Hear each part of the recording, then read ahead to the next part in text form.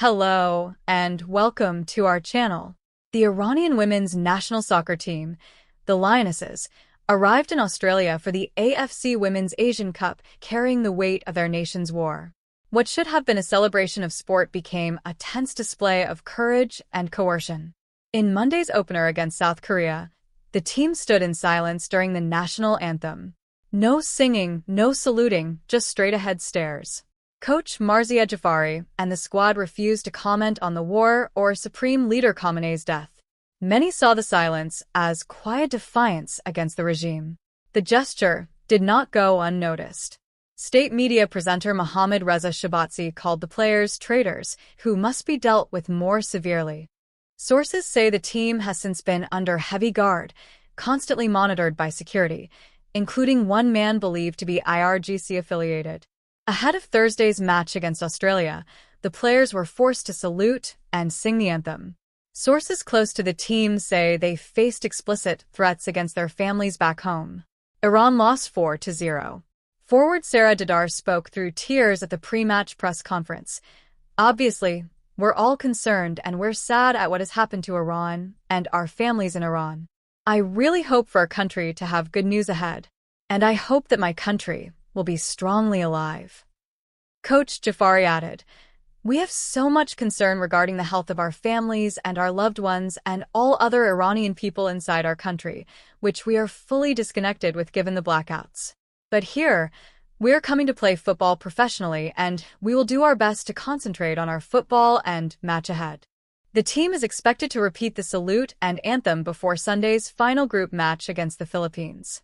A large margin win could keep them alive as one of the best third-place teams.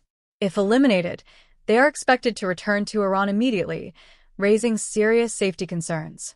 Iranian-Australian human rights advocate Tina Kordrostomy called Monday's silence extraordinary courage. She explained, "For Iranian athletes, refusing to sing can carry very serious consequences. Their phones are monitored, their speech restricted, and private communication scrutinized. Silence becomes one of the only ways they can communicate dissent to the world." Refugee Council of Australia's CEO Paul Power told The Guardian, "On the evidence available, it would appear that the members of the women's soccer team are at risk if they're returned." Comedian Omid Jalili wrote on X that the team is in grave danger. Kordrostomy urged Australia to act.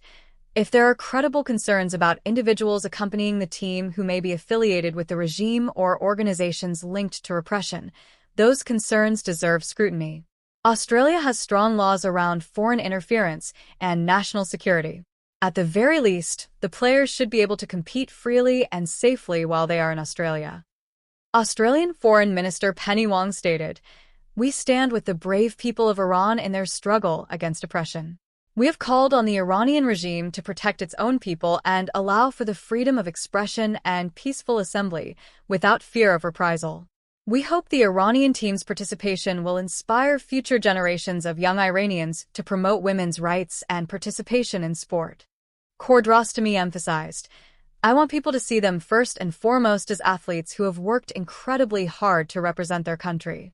But they are navigating realities most athletes never face: political pressure, surveillance, and fear of consequences back home. These women deserve respect, empathy, and protection while they are in Australia. Their lives, voices, and expressions on the field are controlled. When the world sees silence or hesitation, it reflects the reality of living under a system that denies them basic freedom to choose." This is a heartbreaking story.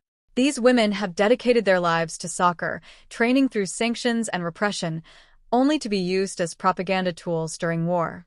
Monday's silence was courage. Thursday's forced performance was coercion.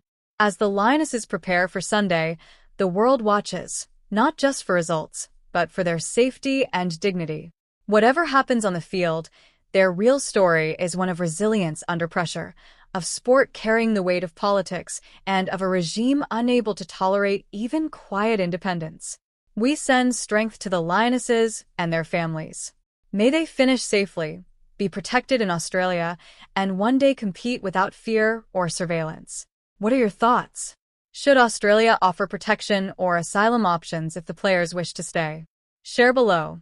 If this moved you, like, subscribe, and hit the bell for more stories that matter.